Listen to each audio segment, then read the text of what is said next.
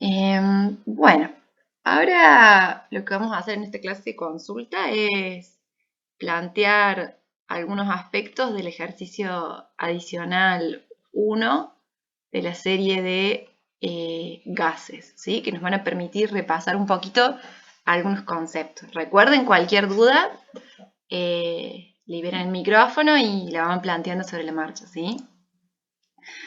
Tenemos un verdadero falso que dice: considere un mol de gas ideal como partículas de masa puntual que ocupan un volumen a una dada temperatura.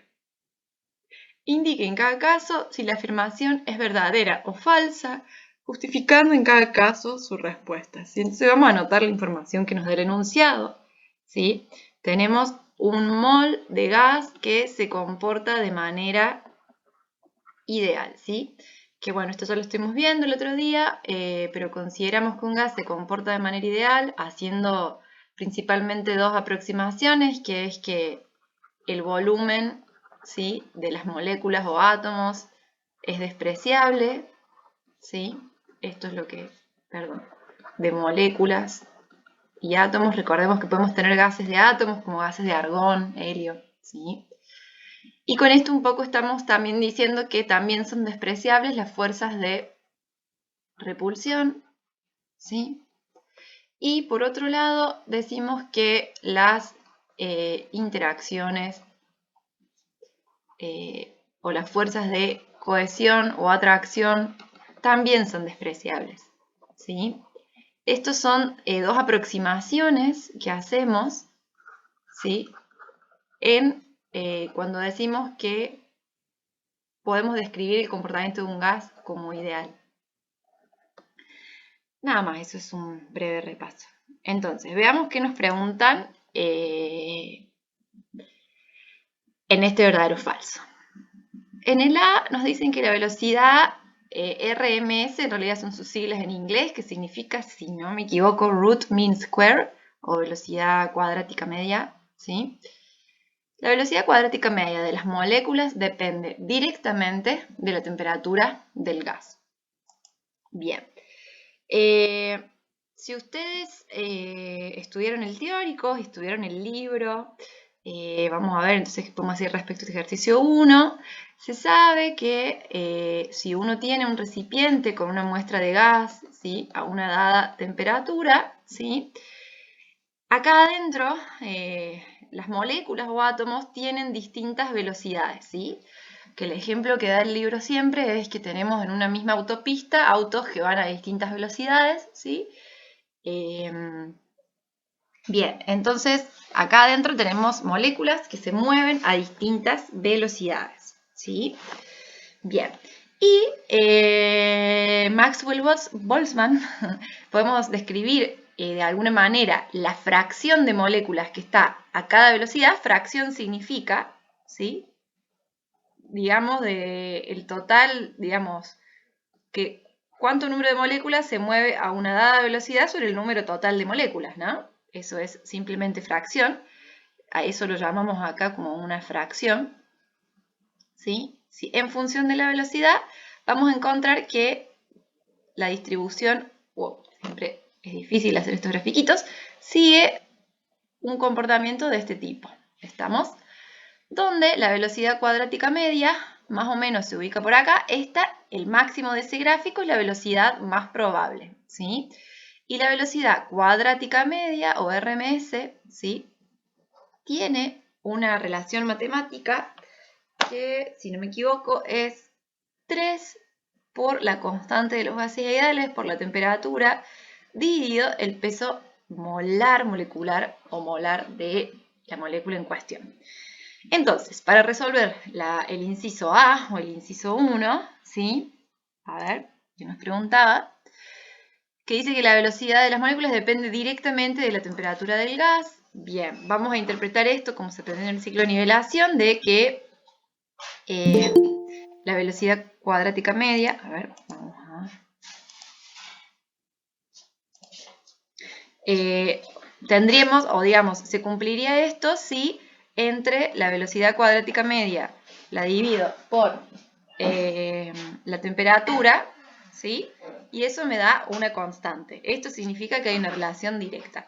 Sin embargo, vemos acá claramente que entre la velocidad cuadrática media y la temperatura no va a haber una constante, o a ver,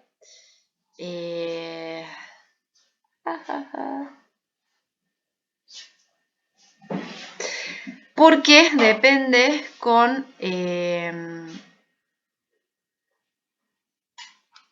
a ver, esperen, déjenme pensar.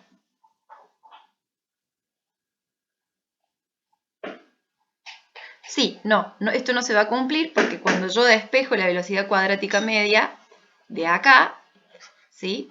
Para ver cuál es su relación con la temperatura, me va a quedar esto al cuadrado igual a 3 por R por T sobre peso molecular.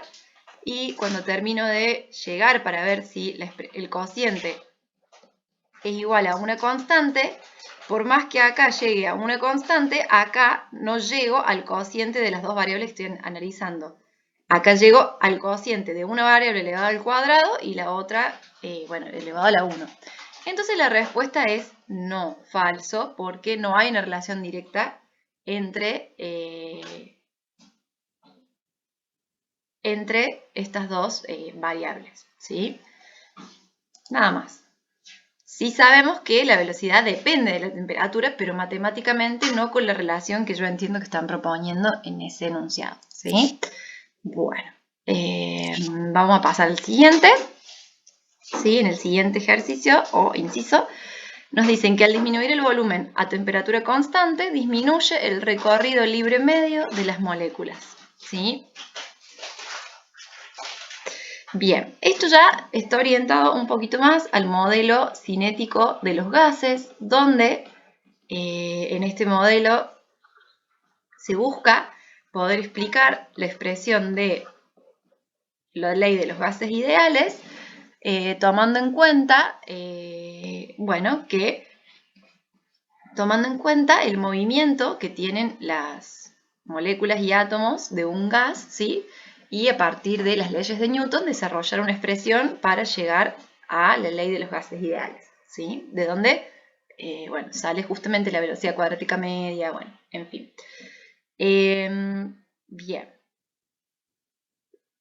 En este modelo se considera que los átomos se mueven constantemente, ¿sí? O moléculas, y que se mueven de manera lineal hasta que colisionan con algo, ¿sí? A ver, lo vamos a dibujar más grande eso. Si estuviéramos acá, ¿sí? Los átomos de nuestro gas, una partícula o una molécula se mueve linealmente hasta que colisiona con otro átomo, ¿sí? O el recipiente y modifica su trayectoria, ¿sí? Tuc, tuc, tuc. Entonces, el camino libre medio implica cuánto puede recorrer una molécula sin colisionar o chocar con la pared del recipiente o otra molécula.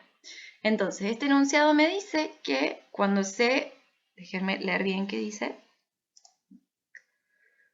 Cuando se disminuye el volumen a temperatura constante, disminuye el recorrido libre medio de las moléculas. Entonces me dicen que si, por ejemplo, ahora a esto lo dividimos, lo voy a exagerar muchísimo, a un volumen menor, va a disminuir el recorrido libre medio de estas moléculas a temperatura constante. Y yo creo que esta suposición es verdadera porque evidentemente si reducimos el volumen, fíjense que ahora, ¿sí? El camino que puede hacer una molécula antes de chocarse, ya sea con otra molécula con el recipiente, es mucho menor, ¿sí? Simplemente porque ahora el volumen es menor, entonces va a haber mayor proximidad entre menor distancia entre las moléculas y, por supuesto, si el volumen es menor, menor camino va a tener que recorrer esa especie para chocar contra el pared. ¿Cómo vamos hasta acá? ¿Alguna duda? ¿Se entendió hasta ahora esto? Esto nos está sirviendo a modo de un repaso de esta parte.